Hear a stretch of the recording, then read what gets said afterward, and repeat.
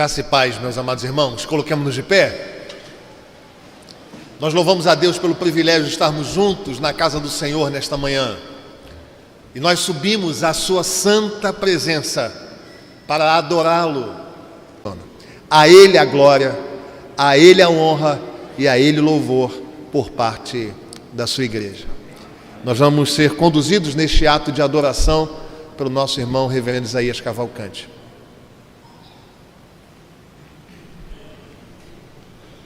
Adoração e louvor. Procedamos à leitura da litania de louvor, página 5 do nosso boletim. Aleluia! Louvai ao Senhor do alto dos céus, louvai-o nas alturas.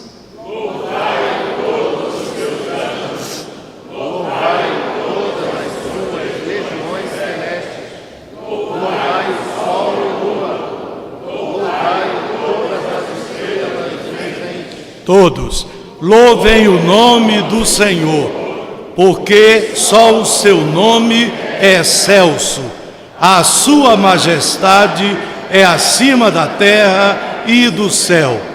Louvarei ao Senhor durante a minha vida, cantarei louvores ao meu Deus enquanto viver. Adoremos ao Senhor.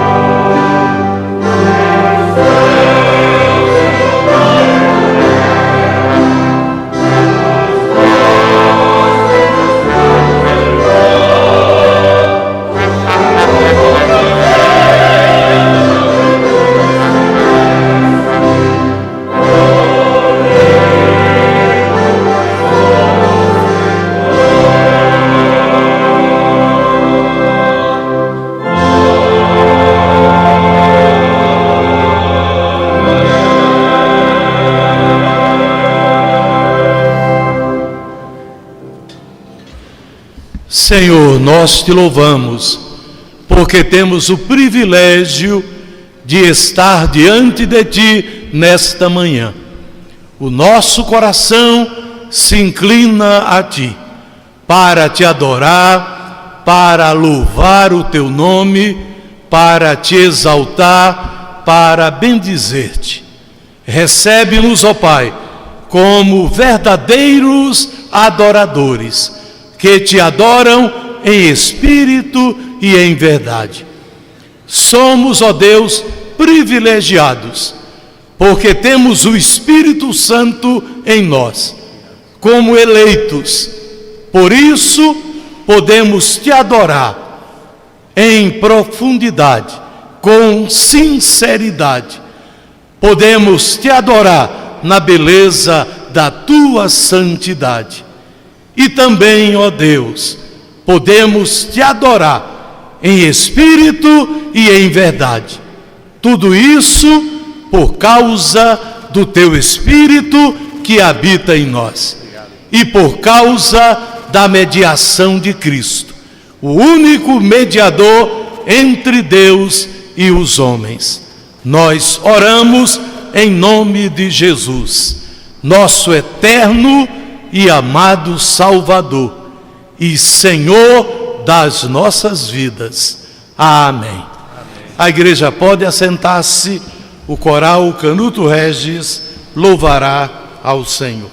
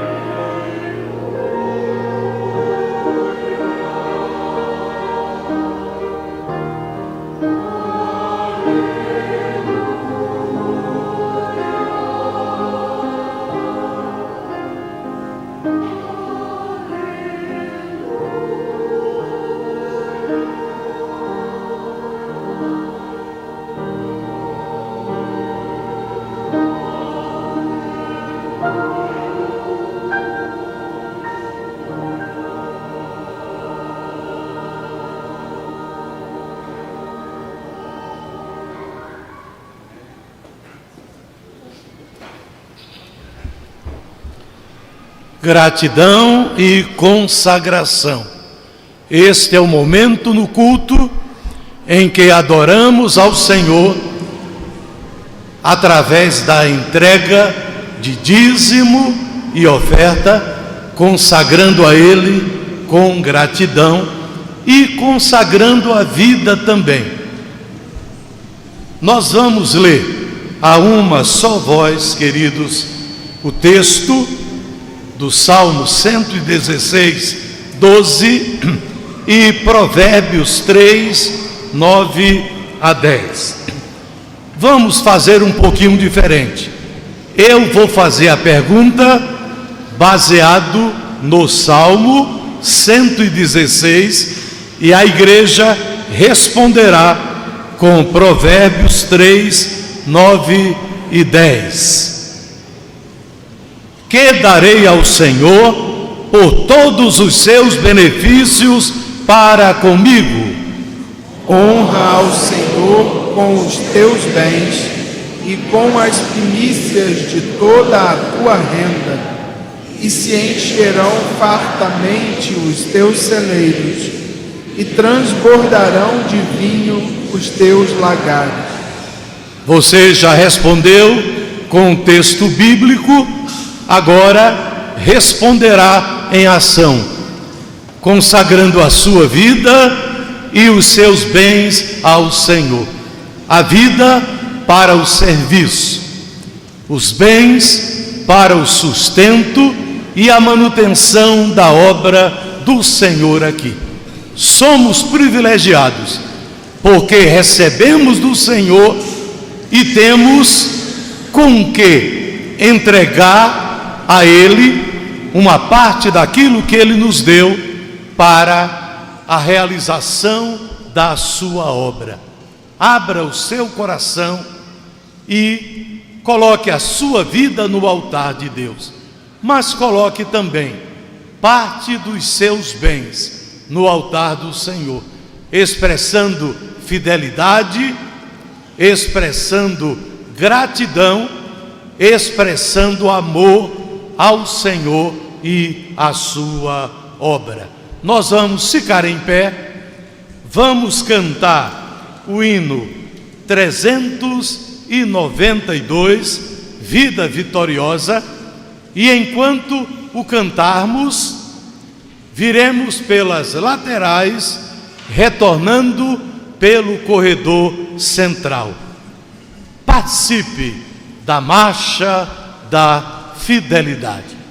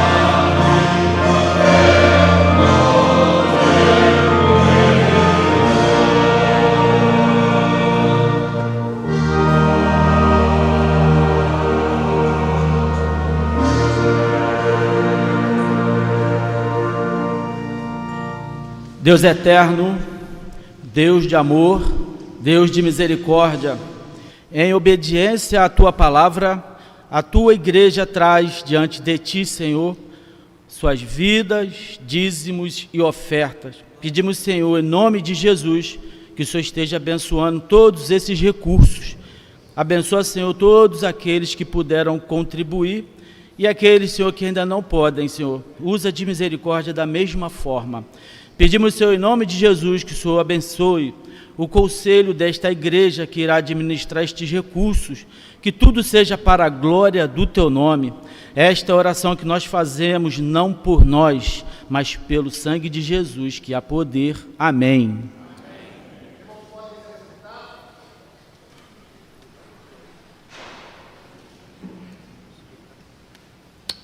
Eu quero chamar aqui o Antônio, o Vicente, a Manu, a Ana. A gente está contando aqui hoje com essa turma de diáconos mirins.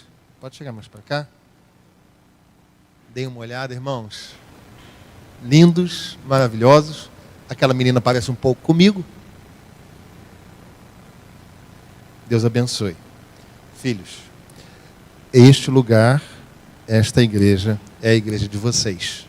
Vocês são importantes, assim como os adultos são. Deus abençoe.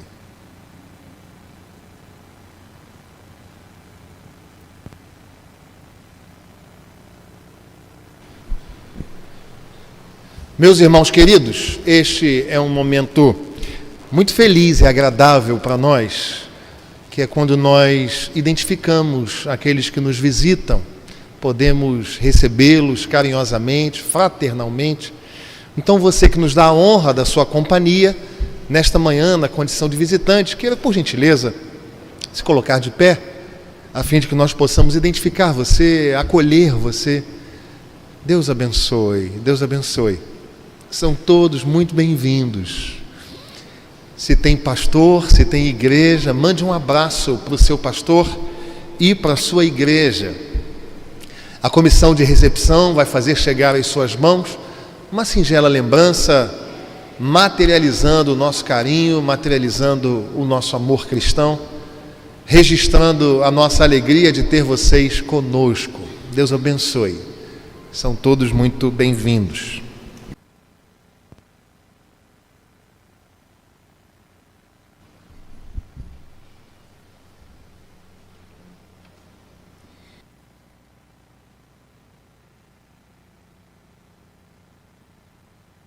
Oi. Meus irmãos, este é o momento da leitura bíblica e faremos no Evangelho de Lucas, logo o início. Nós leremos os 4 primeiros versículos do capítulo 1, que é intitulado por Prefácio. Vamos fazer a leitura de forma responsiva e de pé, por favor. Evangelho de Lucas, primeiro capítulo, na Bíblia comemorativa, é página 61.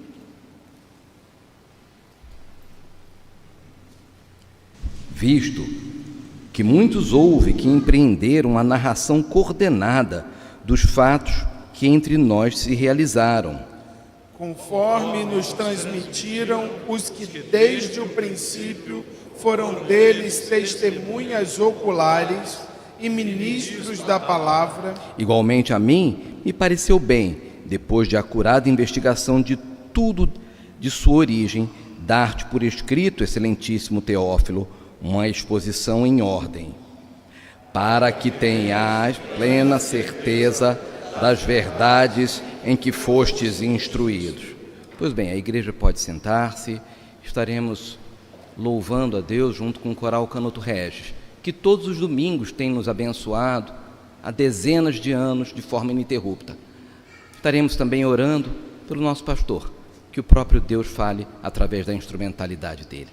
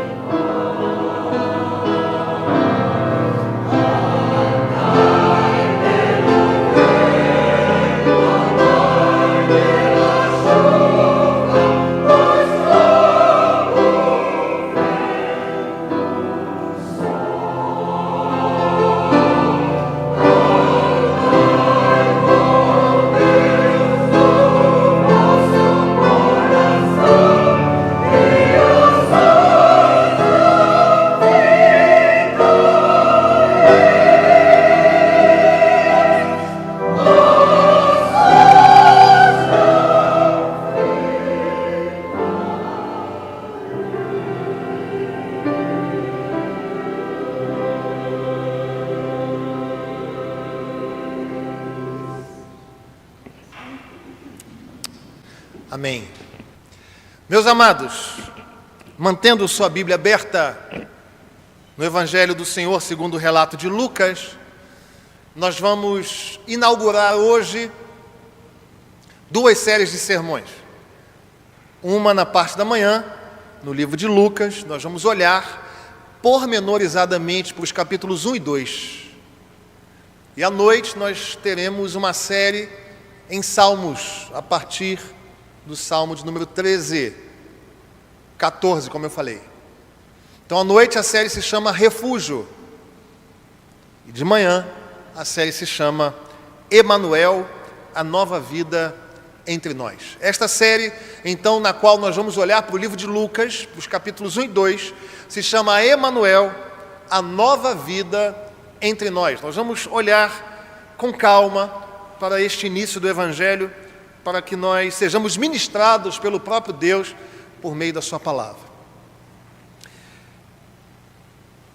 Lucas 1, versos do 1 ao 4, deixe sua Bíblia aberta. Diz assim a palavra do Senhor: visto que muitos houve que empreenderam uma narração coordenada dos fatos que entre nós se realizaram, conforme nos transmitiram os que desde o princípio foram deles testemunhas oculares e ministros da palavra, igualmente a mim me pareceu bem, depois de acurada investigação de tudo, desde sua origem, dar-te por escrito, excelentíssimo Teófilo, uma exposição em ordem, para que tenhas plena certeza das verdades em que foste instruído. Pastor, mas eu já li o texto. Sim, o pastor fez questão de lê-lo outra vez, para destacar alguns aspectos importantes aqui. Lucas se coloca como aquele que vai fazer um trabalho historiográfico. Ele vai entrevistar, ele vai ouvir, ele vai pesquisar. Ele mesmo diz que a sua pesquisa é uma pesquisa acurada, buscando expressar para a sociedade do final do primeiro século o que era o Evangelho, quem era Jesus, de onde tudo surge, para onde as pessoas irão, se há vida ou não no pós-morte, quem é o Cristo, se ele é de fato o Messias.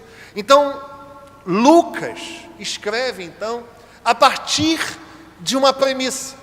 A premissa de que no Evangelho nós temos uma metanarrativa. Pastor, mas o que é isso? Uma metanarrativa é uma narrativa absoluta, que trabalha desde o início até o fim. O Evangelho que nos envolveu, que nos converteu, é uma metanarrativa, porque ele conta como as coisas se iniciaram, quem criou todas as coisas. Mostra então de uma forma muito clara a criação, já no capítulo 3 do livro do Gênesis, a queda, e a partir daí começa a palavra a respeito de redenção. O Antigo Testamento apontando para o Cristo, para o Messias. E os Evangelhos então inauguram a chegada do Messias. Então nós vemos como metanarrativa aquilo que marca o nosso início, a nossa jornada e para onde nós vamos. Todos aqueles que são salvos do Senhor sabem que fecham os olhos aqui e abrem na companhia do Senhor. Isto é Evangelho. Todos aqueles que são envolvidos pelo Evangelho sabem que nós vivemos dias de dores e de lutas, mas haverá o dia em que o Senhor voltará para buscar a sua igreja. Isso é Evangelho. Todo mundo sabe que nós mesmo nessa jornada muito complexa, nós vivemos acompanhados na companhia santa e eterna do Deus Emanuel. Isso é Evangelho. Todos nós sabemos quem foi que criou a humanidade e que a humanidade e todas as coisas criadas não foram criadas por um acaso de moléculas e de átomos e de qualquer outra coisa que tenha acontecido, mas as mãos do próprio Deus que criaram todas as coisas. Todos nós sabemos que o Evangelho do Senhor Jesus é uma metanarrativa que vai desde o início até o fim. Qual é a questão? A questão é que, segundo o filósofo francês Jean-François, este filósofo diz que a pós-modernidade, o tempo em que nós estamos, é um tempo caracterizado pela incredulidade nas metas narrativas. Jean-François Lyotard vai dizer o seguinte: o tempo em que nós estamos, no tempo em que nós estamos, as pessoas não estão mais com paciência, com crédito, com fé em metas narrativas. A pós-modernidade é composta de narrativas particulares, pessoais e por isso subjetivas. Portanto, aquilo que é absoluto é automaticamente repugnado por aqueles que habitam o tempo presente. E aí a igreja está colocada num conflito, porque nós somos aqueles que detêm e que defendem uma metanarrativa em um mundo que já não mais aceita metas narrativas. Hoje tudo é relativo. A verdade do Evangelho para a sociedade do tempo presente é uma possibilidade. Alguém pode dizer para você: o seu Deus faz sentido para você, mas para mim não faz o menor sentido. Este é o típico discurso pós-moderno. A pergunta, segundo Robert Weber, um teólogo americano, é: se a sociedade não quer mais uma metanarrativa, quem irá narrar o mundo? Quem vai dizer para aqueles que precisam que existe sim uma metanarrativa, que existe sim um Deus que cria, que existe sim aquele que veio, que se entregou por amor a nós, que ressurgiu dos mortos e que voltará? Essa responsabilidade é nossa, irmãos. Ainda que, segundo a palavra de Deus, eles, ouvindo essa verdade, tapem os ouvidos e cheguem aos ouvidos como coceira, a responsabilidade é nossa. E o Evangelho de Lucas, então, ele é um evangelho que desde o seu prólogo, desde este início, ele se dá para que pesquisa seja feita, entrevistas sejam feitas, e ele ouça tudo aquilo que recebeu de forma organizada, sistematizada, e expõe a metanarrativa. Eu quero crer que mesmo no primeiro século havia dificuldades com a metanarrativa do Evangelho. Como assim um Deus perfeito se fez carne? Porque havia um grupo que achava que se Jesus foi feito carne, ele deixou de ser Deus, ele não pode ser Deus. E a igreja do Senhor dizia: não, ele é o Messias, ele é aquele que foi prometido. E Lucas então diz que ele vai fazer uma narração coordenada. A Bíblia diz aí no texto que nós lemos que ele se propõe a fazer coordenadamente. E a palavra grega aqui é em ordem, diligentemente. Então ele pesquisa e escreve segundo tudo aquilo que a sua pesquisa o permitiu saber. E ele faz uma pesquisa acurada, akribos. Essa palavra em grego significa que a pesquisa não é apenas algo que se faz na espontaneidade da vida, mas que é feita pormenorizadamente, detalhadamente, vírgula por vírgula. E ele então, nesse prólogo, fala da sua motivação, ele fala dos recursos que ele usa para escrever, e ele fala do propósito. Motivação, recursos e propósito. E nós precisamos, num mundo que fecha os ouvidos para as verdades do Evangelho, nós precisamos entrar e estar na dinâmica da proclamação do Evangelho. E é exatamente sobre isto que eu quero conversar com você brevemente nesta manhã. A dinâmica da proclamação do Evangelho. Você que gosta de anotar tema, anote aí. A dinâmica da proclamação do Evangelho. Olhando para este texto, para estes 4 versículos, nós vamos aprender que essa dinâmica da proclamação do Evangelho, ela está inserida, ela está circunscrita em anunciar do que se ouviu.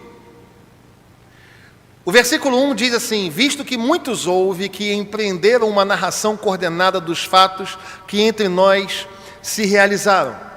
A dinâmica da proclamação do Evangelho tem a ver com anunciar aquilo que nós ouvimos, aquilo que nos chegou aos ouvidos, aquilo que, segundo o salmista, no Salmo 78, versos 3 e 4, ele vai dizer: o que ouvimos e aprendemos, o que contaram os nossos pais, não vamos encobrir aos nossos filhos. A dinâmica da proclamação do Evangelho tem a ver com aquilo que nós ouvimos, tem a ver com aquilo que nós lemos, tem a ver com aquilo que nós estudamos na Palavra de Deus. Nós só anunciamos aquilo que ouvimos, aquilo que chegou até nós. Para anunciar a verdade, nós precisamos contar às pessoas aquilo que nós ouvimos, aquilo que nós lemos nas Sagradas Escrituras. Ora, a dinâmica da proclamação do Evangelho, então, pressupõe conhecimento, sim. Pressupõe que nós devemos saber quem foi Elias e quem foi Eliseu. Pressupõe saber quem foi Davi e quem foi Saul.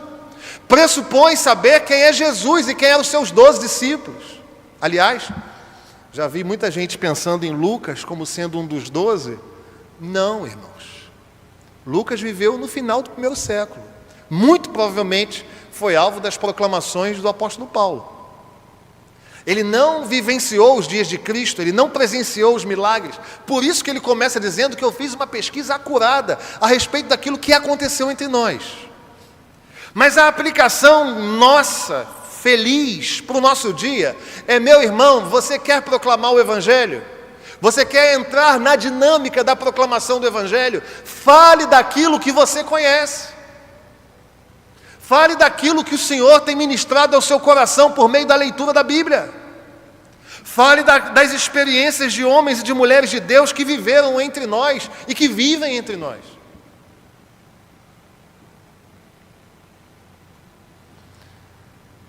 Interessante como hoje em dia, muitos púlpitos têm sido furtados por pessoas que pregam um outro evangelho. E qualquer outro evangelho, segundo a palavra de Deus, é anátema, é maldito.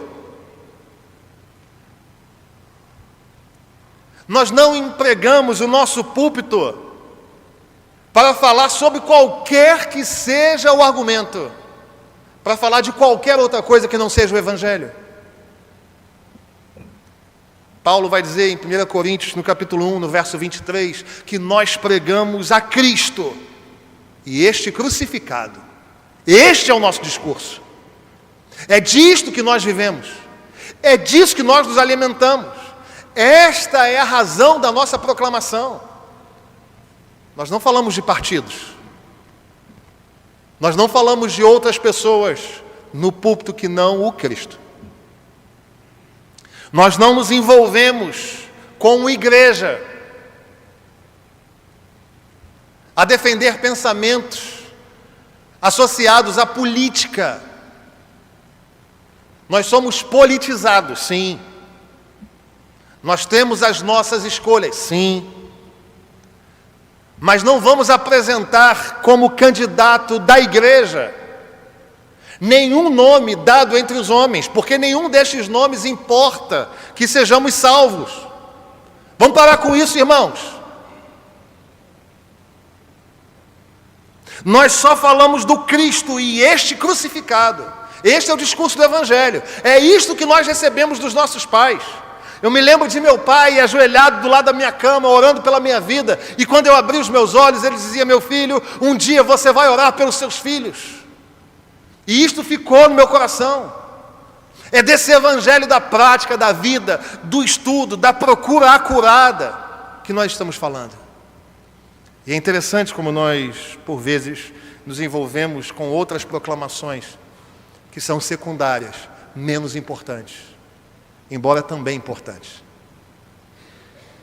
É interessante que num dia como o de hoje, eu e você somos tentados, irmãos, a encontrar com alguém na fila da nossa sessão eleitoral.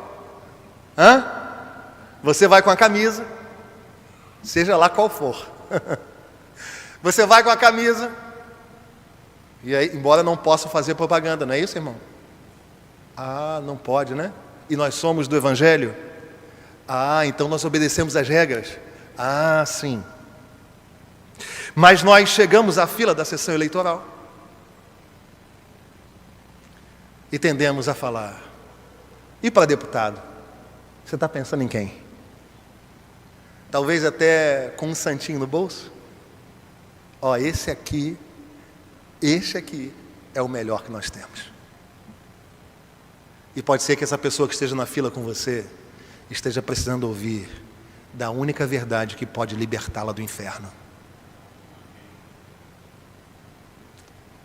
A dinâmica da proclamação do Evangelho pressupõe anunciar a respeito daquilo que nós ouvimos.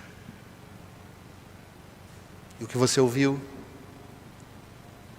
aqui na igreja, o que você ouviu nos seus círculos de gente crente, o que você ouviu por meio daqueles que te explicaram a palavra de Deus,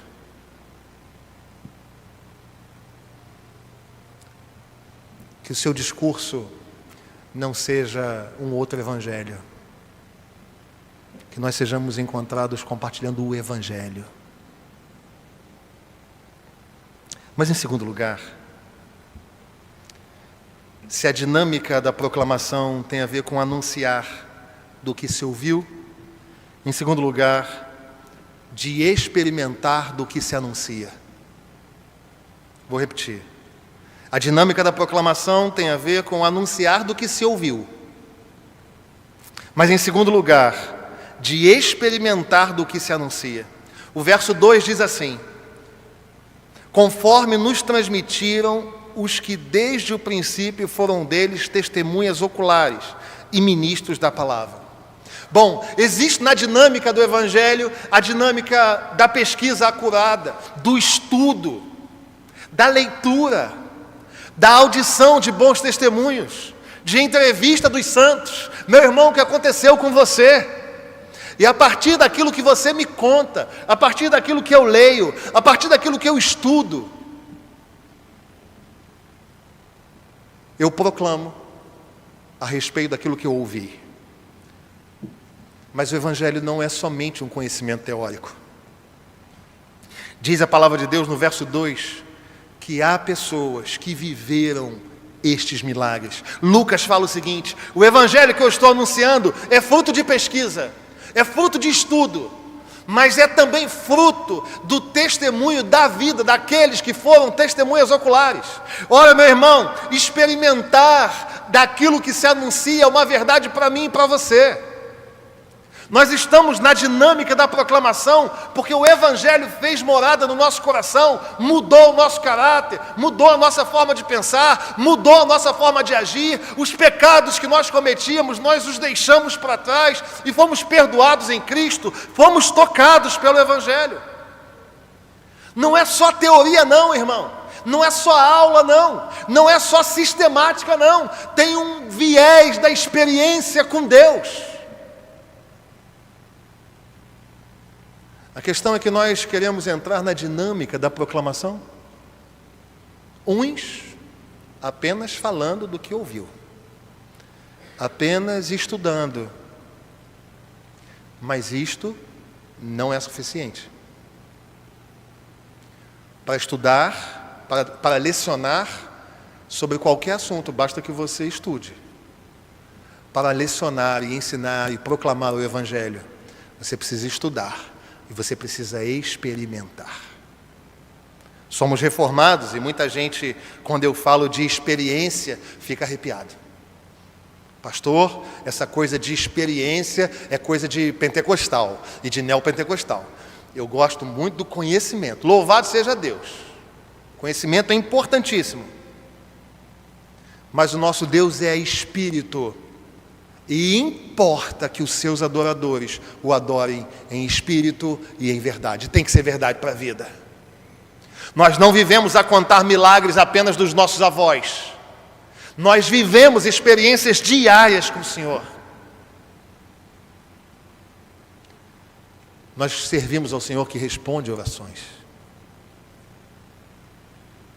Então, meu irmão querido, se você sabe enunciar os 10 mandamentos, se você sabe enunciar todos os locais por onde passou o apóstolo Paulo na primeira, segunda e terceira viagem missionária, se você sabe narrar a história de Israel, sensacional.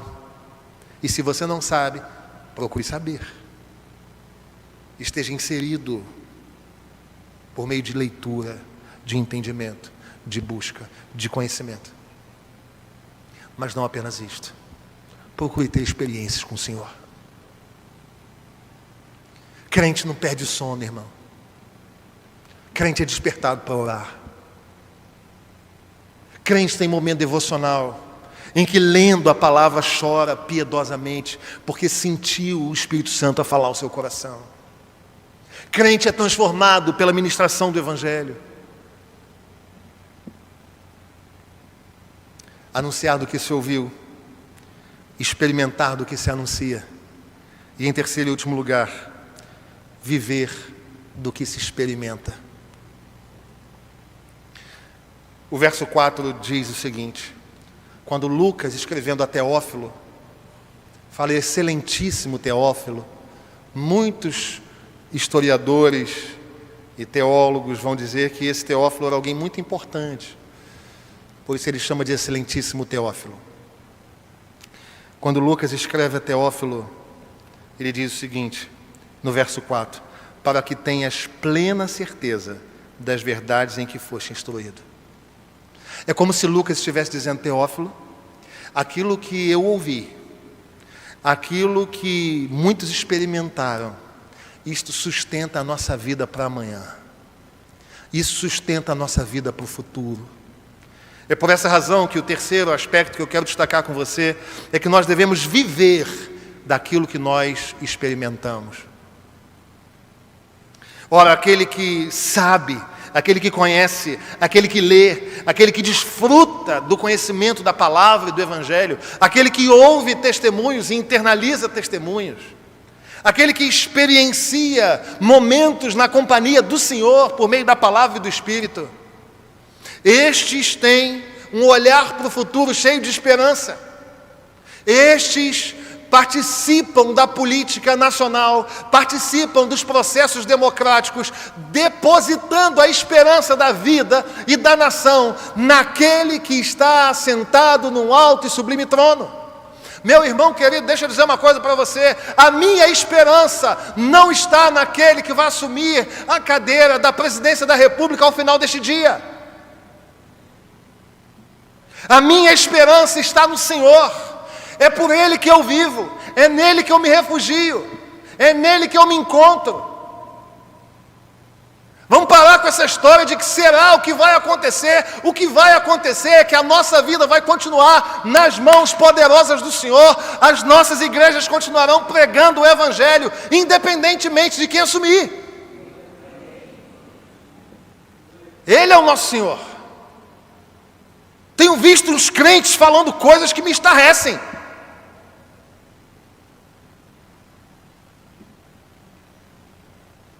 Nós vivemos por aquilo que nós experimentamos, irmãos.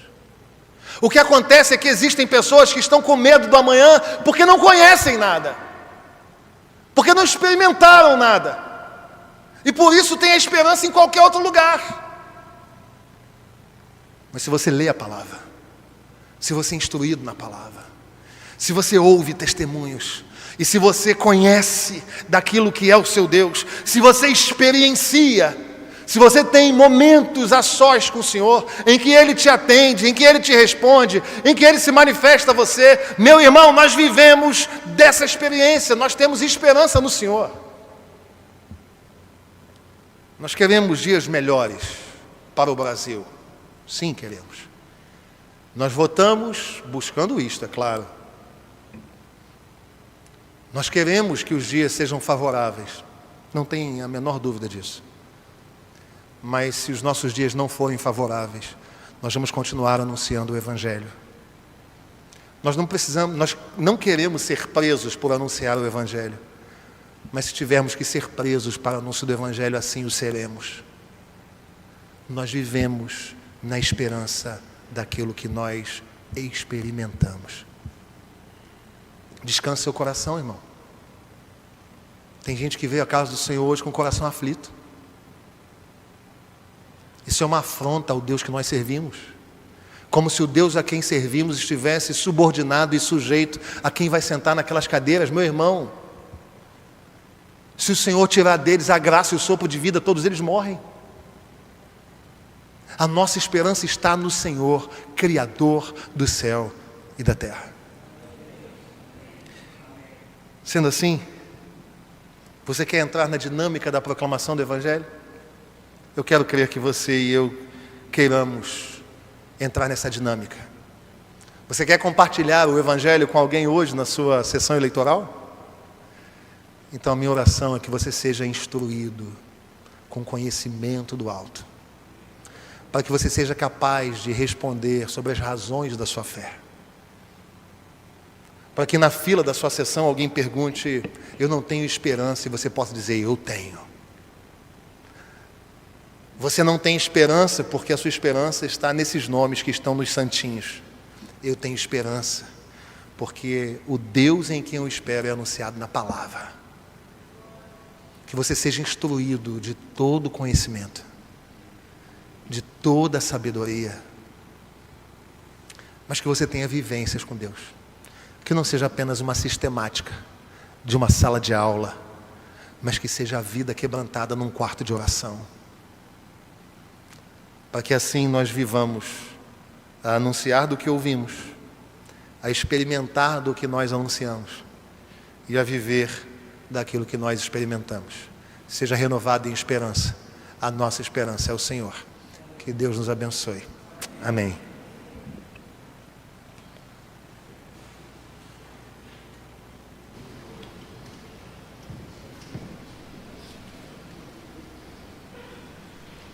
Queridos, após sermos instruídos pela palavra do Senhor, após termos plena convicção de que o Senhor falou conosco, nós temos o privilégio também de chegar diante dele em oração.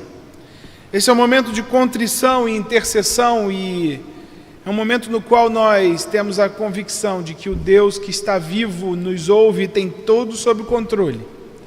É o Deus que intervém pessoalmente nas nossas vidas. Nós não estamos abandonados, solitários nesse mundo. Nós temos um Deus com quem podemos contar. O texto bíblico nos aponta para essa realidade. E eu quero convidar você para que leia comigo o texto de 1 João, capítulo 2, versículos 1 e 2, que está transcrito na página 5 do seu boletim. Diz assim a palavra de Deus, juntos: Filhinhos meus, estas coisas vos escrevo para que não pequeis. Se todavia alguém pecar, temos advogado junto ao Pai, Jesus Cristo, o justo. E Ele é a propiciação pelos nossos pecados, e não somente pelos nossos próprios, mas ainda pelos do mundo inteiro. Queridos, mais do que um mestre, o nosso Senhor Jesus se fez sacrifício por nós, de tal forma que o pecado já não define a nossa relação com Deus. Esse momento de contrição, nós podemos ter essa certeza como norte da nossa oração. Em primeiro lugar, nós oraremos clamando ao Senhor para que nos perdoe pelos nossos pecados, para que nos ensine a confiar em Cristo como nosso Salvador, para que nos ensine a viver em santidade. Não há motivos pelos quais eu e você precisamos nos esconder de um Deus que promete perdoar aqueles que chegam diante dele. Abandone o seu pecado, confie em Jesus, confesse-o nessa oração, e a palavra de Deus vai nos dizer que somos tornados justos por causa do justo Jesus Cristo. Mas também nós podemos ter a certeza de que, porque Deus resolve o nosso problema espiritual, Deus também é capaz e cuida de nós diante daquilo que tem tirado a nossa paz. E nós oramos uns pelos outros e incentivamos você a que também abra o seu coração, caso esteja passando por alguma questão de saúde, alguma questão profissional, alguma questão familiar. Confie num Deus que tem poder para resolver, mas mais do que isso, promete nos dar paz em todos os momentos e refúgio seguro na sua presença. Nós vamos orar pelos nossos irmãos que carecem de intervenção do Senhor. Após um momento de cântico do coral Canuto Regis, no qual nós adoraremos ao Senhor também, nós teremos um momento de oração silenciosa e individual e oraremos juntos de forma audível ao nosso Deus.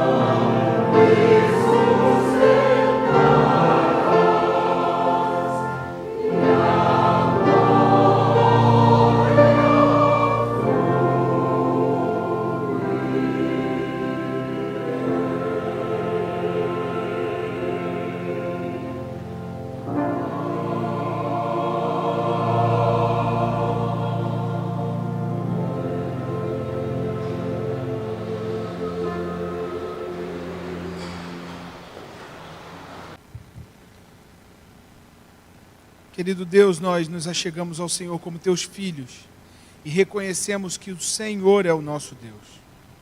Reconhecemos, ó Deus, que um dia, quando estávamos perdidos, o Senhor nos encontrou. Quando estávamos mortos, o Senhor nos deu vida. Quando estávamos cegos, foi o Senhor quem abriu os nossos olhos para que pudéssemos te ver. Obrigado, Deus, porque o Senhor mudou a nossa vida, de tal forma que agora nós podemos assumir a identidade de teus filhos. Muito obrigado, ó Deus, pelo sacrifício de Jesus. Nós reconhecemos que carecemos de um Salvador e nosso Salvador é Jesus Cristo. Reconhecemos e confessamos diante do Senhor os nossos pecados, que ainda que o Senhor tenha nos chamado como filhos, nós muitas vezes não vivemos de modo digno desse chamado. Reconhecemos que as nossas ações, os nossos pensamentos, as nossas bocas, as nossas omissões em fazer o bem, tudo isso tem apontado na direção oposta da tua santidade. Deus, tenha misericórdia de nós.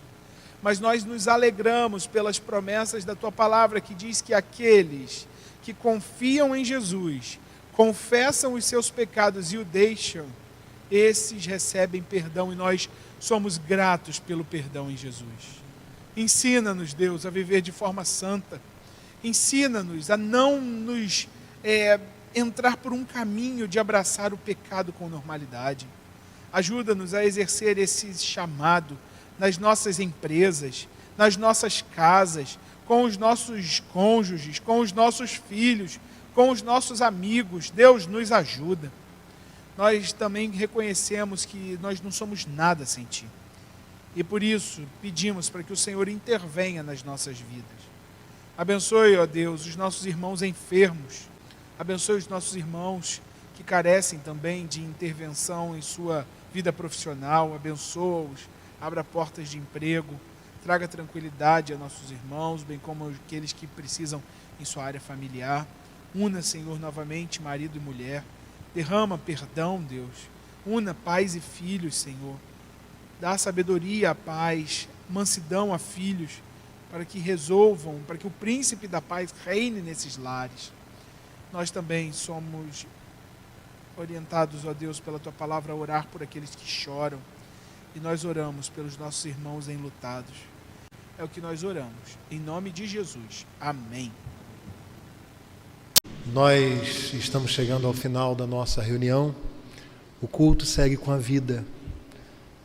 Que Deus abençoe a sua semana. Que Deus te abençoe neste dia. Que Deus preserve a sua vida. Que Deus te guarde. Não apenas a você, mas a sua casa. E que, de uma forma muito particular, neste dia, você seja inserido na dinâmica da proclamação do Evangelho. Encerra-se a liturgia do culto. Inicia-se a liturgia da vida. Nós vamos ser despedidos com a bênção do Senhor. Nós, os pastores, vamos erguer as nossas mãos. Logo em seguida nós vamos cantar o tríplice amém. E você vai se assentar para o momento de pós-lúdio. Os pastores Daniel e Isaías vão estar à porta para cumprimentá-los. Recebei, pois, a bênção do Senhor. Filhos benditos, amados, eleitos do Senhor, ide, pois, em paz. Que a graça do nosso Senhor e Salvador Jesus Cristo, o amor de Deus, o nosso Pai, as ternas e doces consolações do Divino Espírito Santo, repousem sobre cada um de vós, bem como sobre todo Israel de Deus, espalhado sobre toda a superfície da terra, não apenas hoje, mas para todo sempre.